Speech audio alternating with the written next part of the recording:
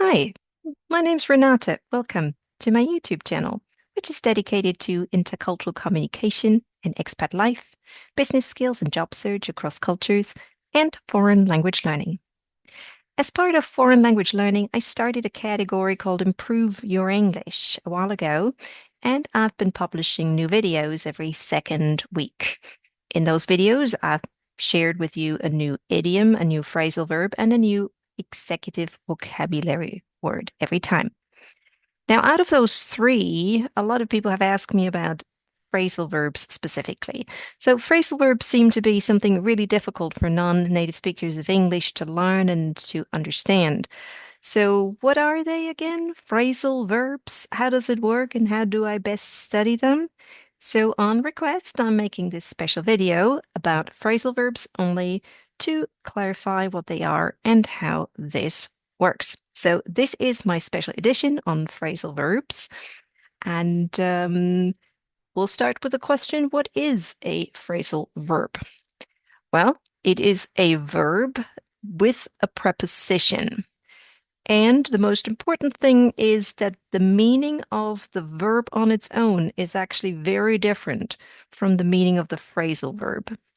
So by putting a verb and a preposition together, that combination of the two words creates a new meaning. The meaning is different from the verb on its own. And that's why phrasal verbs is so confusing, because you might know the verb very well, but you don't know how the meaning is different as soon as you add a preposition to that verb. Well, here are four examples of phrasal verbs from my videos with a 1 to 10. So you can go back and watch all 10 videos. Each one has one idiom, one phrasal verb, and one executive vocabulary word for you. From those 10 videos, here are four phrasal verbs: to bring something up, to let someone down, to put up with something, or to get away with something. If you're not sure what they mean, I kindly invite you to watch those videos that are already on my channel, and that explains exactly what those mean and many others. So what you see here is a verb: bring, let, put, get. And I'm sure you're absolutely familiar with those verbs. The problem with phrasal verbs is that you combine the verb with a preposition, just one, like in bring up and let down, or sometimes with two prepositions, like put up with and get away with. And if a phrasal verb has two prepositions, you absolutely need both of them. There could even be the case that there's a verb plus one preposition that has one meaning, and then by adding a second preposition, you change the meaning yet again. So the verb on its own has one meaning, the verb plus one preposition has another meaning, and the verb plus two prepositions has yet another meaning. That's very possible. This is why you need to pay very good attention when you see verbs in a text and check, is there a preposition attached to the verb, and could that be a phrasal verb? So that's what a phrasal verb is. Now, how to best study phrasal verbs? I've seen lots of people buying these big books of phrasal verbs, and they think if they study the whole book, one chapter every week, one day they will know every single phrasal verb. But that's not how it works. This really doesn't work. By the time you're halfway through the book, you will have forgotten what was in the first couple of chapters. You have to make it relatable. You have to integrate it into your daily life. You need a better strategy to study phrasal verbs. So, what I recommend is that you focus on high frequency phrasal verbs, on useful phrasal verbs, and on those that are confusing because they use the same verb. Now, let me elaborate on that a little. So, high frequency phrasal verbs are the ones that come up a lot in news and articles that you read for school or work.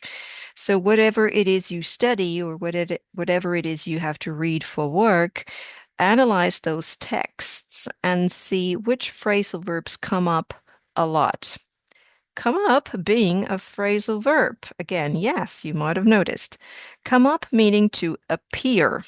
So they appear or they come up a lot in those texts. What you see a lot, what you hear a lot in the news, that must be a high frequency phrasal verb. And also those that are prominently featured. Prominently featured, for example, in my videos or in other study resources, in your grammar books, in your textbooks, in any resources that you use to study English, the ones that keep coming up, that keep appearing, these are what we call high frequency phrasal verbs.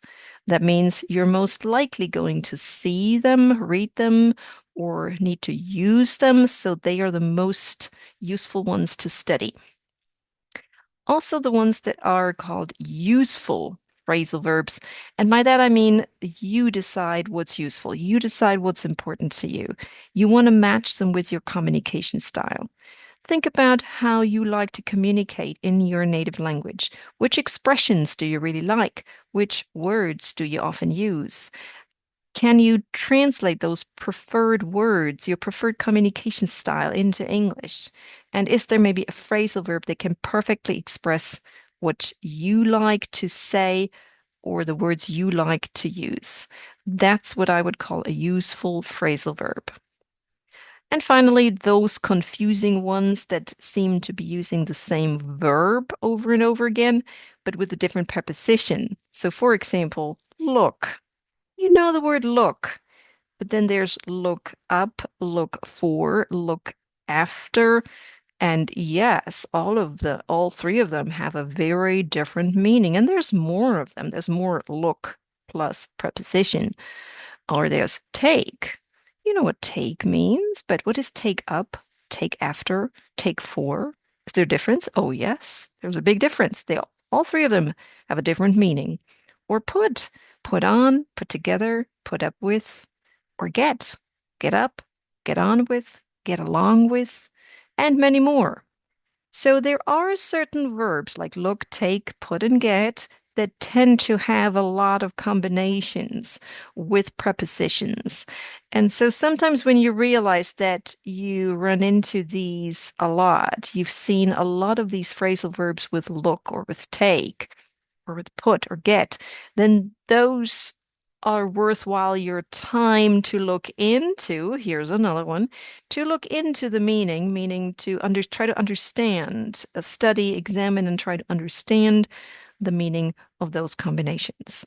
So that's what I recommend. Look for those high frequency phrasal verbs that appear everywhere a lot, those that are useful to you personally, and the ones that confuse you because they seem to be using the same verb over and over again, but with a different preposition. Make sure you don't confuse them, like the difference between look up, look for, or look after, for example. As always, your turn to study. Study the phrasal verbs that come your way, the three different categories that I mentioned.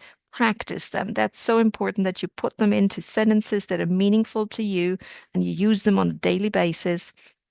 And that will help you succeed in using phrasal verbs in your daily English.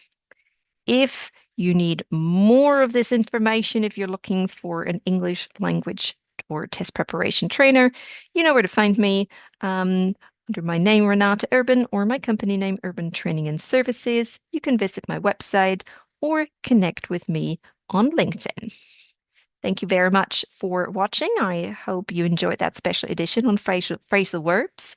If you enjoy the channel, if you don't want to miss one of those videos every 2 weeks, please subscribe to my channel and check out all the other videos available on my YouTube channel. If you have any questions, please don't hesitate to ask. I'll check on the comments on a regular basis. Thanks and see you again soon. Bye bye.